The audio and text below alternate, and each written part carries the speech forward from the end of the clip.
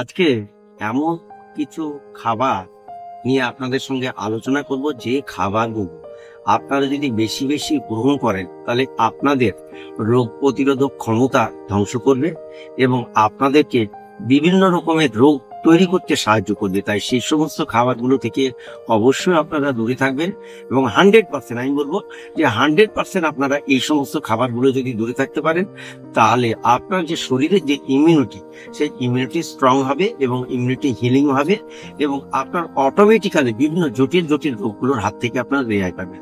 তো আমি আছি ডক্টর আব্দুল সালাম মিশ্র, লাইফস্টাইল মডিফায়ার এবং ন্যাচারোপ্যাথিক কোচ। বিস্তারিত শুনতে থাকুন যে যে খাবারগুলো আপনাদের ধ্বংস করে সেই সমস্ত খাবারগুলো নিয়ে আজকে শুনতে থাকুন। এবং বিশেষ করে ডায়াবেটিস পেশেন্ট, সেই ডায়াবেটিস পেশেন্টরা কিন্তু এই সমস্ত খাবারগুলো বেশি বেশি গ্রহণ করার ফলে কিন্তু একটা মারাত্মক জটিল তাদের জীবন হানি পর্যন্ত হতে পারে। তো সেই বিষয়ে আজকে বিস্তারিত আপনারা জানুন।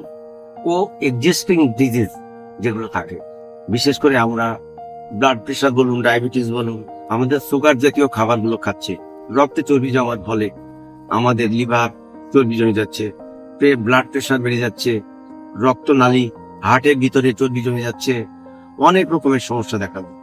এবং ডায়াবেটিসটাকে অনেক রোগের একটা, ডায়াবেটিস রক্তের প্রধান কারণ কিন্তু চিনি, আপনার শরীরটা ইমিউনিটি সিস্টেমটা আস্তে আস্তে নষ্ট করে দিচ্ছে, ঘুম পোকার মতো নষ্ট করে দিচ্ছে, ভিতরে ভিতরে ভিতরে খেয়ে ফেলে দিচ্ছে ঘুম পোকার মতো। দীর্ঘদিনের সবকিছু ডেভেলপ করে, রেটিনোপ্যাথি ডেভেলপ করে, কিডনি নষ্ট হয়ে যায়। এই সুগারটা আসলে কি ইমিউন সিস্টেমটাকে নষ্ট করে দেয়।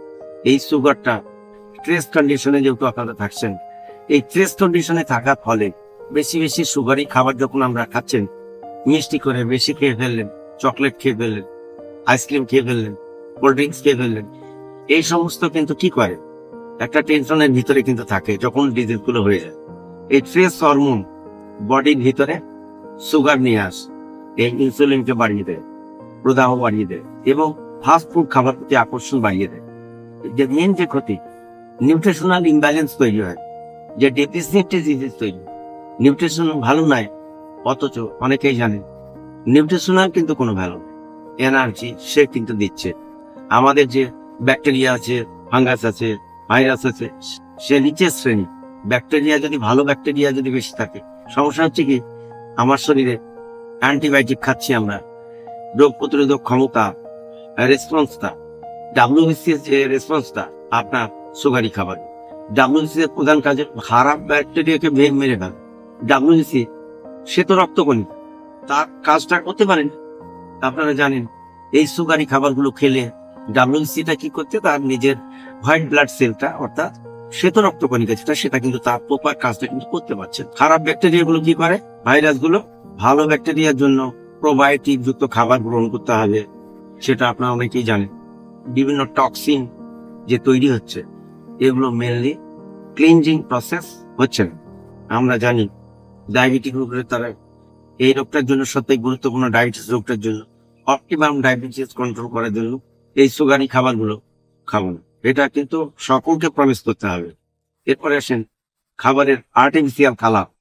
আর্টিফিশিয়াল যে কালার, এগুলো কিন্তু ছোট বডির ইমিউন সিস্টেম কিন্তু এই সুযোগ নিয়ে প্রবেশ করার পরে ইমিউন সিস্টেমের ভিতরে ঢুকে ডিসঅর্গানাইজ করে, বা খাবারের সঙ্গে যখন বিষ খাচ্ছে, আর্টিফিশিয়াল খাবার যখন খাচ্ছে, যে কোনো জিনিসের ভিতরে অ্যাডিটিভ যে কালার গুলো দিচ্ছে, যেটা এত কেমিক্যাল, আরো যত রকমের কেমিক্যাল আছে, পিএফএস পারফ্লোরিনেটেড ক্যালকালেট সাবস্টান্সেস, এগুলো আপনার যে কোনো আর্টিফিশিয়াল প্রসেস করা খাবার, প্লাস্টিকে মোড়ানো খাবার, তারপরে ট্যাফলন নন স্টিক প্যান ব্যবহার করছে, চকলেট কেক, চকলেট মিল্ক, এমনকি মাংস, প্রসেস মিট, যে পশুগুলো যে খাবারটা খাচ্ছে সেই অর্গানিক খাবার খাচ্ছে।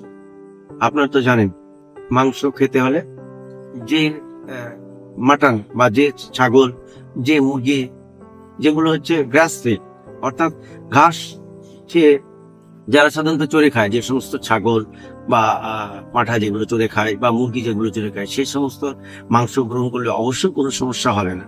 তো সেই সমস্ত মাংস আপনাদের ডায়েটে আপনারা যোগ করতেই পারেন। এগুলো ইমিউন সিস্টেমকে স্ট্রং করে কিন্তু।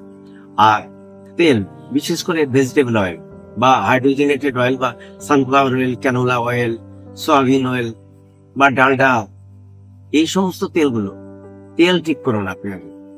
এইগুলো হচ্ছে ইনফ্লামেটরি। এই ইনফ্লামেটরি জিনিসগুলো আমাদের ইমিউন সিস্টেমকে, এই ইমিউনিটির একটা ইনফ্লামেশন, একটা প্রতিরোধ ক্ষমতা কমিয়ে দেয়।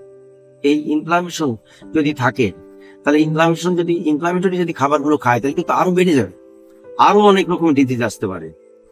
তারপরে আপনার আরো অনেক কিছু ফ্যাট গুলো খাচ্ছি, এগুলো কি করছে, ইমিউন সিস্টেমকে সাপ্রেস করে দিচ্ছে। বিশেষ করে বাজাকে ফ্যাট খেলে ফ্যাট হয়, যদি এই ফ্যাট গুলো খান অবশ্যই ফ্যাট বেড়ে যাবে।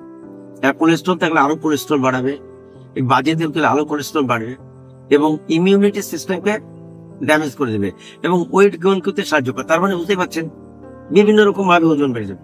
ফ্যাট খাওয়া মানে ফ্যাট জমা হবে, এই ধরনের ফ্যাট, বাজে চর্বিগুলো।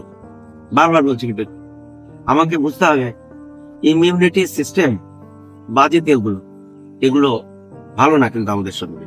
আমাদেরকে কি করতে হবে, ন্যাচারাল তেল খেতে হবে, যেগুলো হাই হিটেড প্রসেস করা না, যেটা cold complex, extra virgin olive oil, extra virgin coconut oil, extra virgin olive oil বা অর্গানিক ইউএসডি সার্টিফাইড হলে সব থেকে ভালো হয়।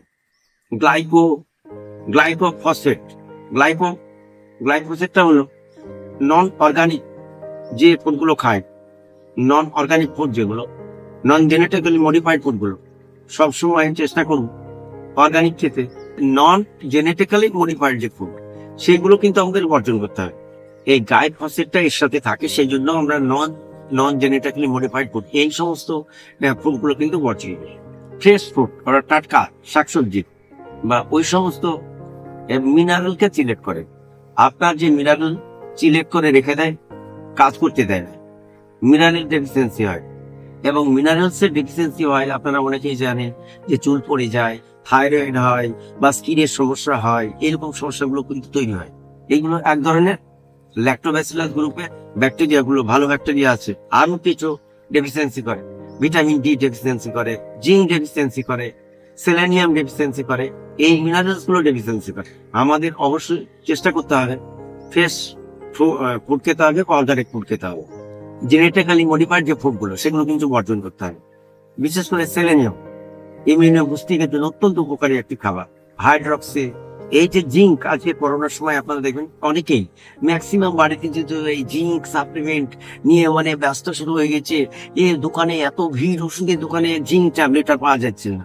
তার মানে এত মানুষের মধ্যে একটা আতঙ্ক সৃষ্টি হয়ে গিয়েছিল যে ওই জিঙ্ক, সত্যি সেই জিঙ্ক যদিও আর্টিফিশিয়াল সেটা, কিন্তু ন্যাচারালি আমরা জিঙ্ক যদি আমরা আমাদের ডায়েটে অ্যাড করতে পারি, তাহলে সহজেই কিন্তু আমাদের যে ইমিউনিটি বুস্টিংকে করতে পারবো এবং আমরা অনেকেই সুস্থ থাকবো। অনেক রকমের জটিল রকমের রোগ, বিশেষ করে যে মিনারেলস ডেফিসিয়েন্সি যে রোগগুলো, সেগুলো কিন্তু আমরা এখান থেকে আমরা বেনিফিটেড হচ্ছি। তাহলে এই ভিটামিন ডি কিন্তু আমাদের ডেফিসিয়েন্সি হয়ে যাচ্ছে।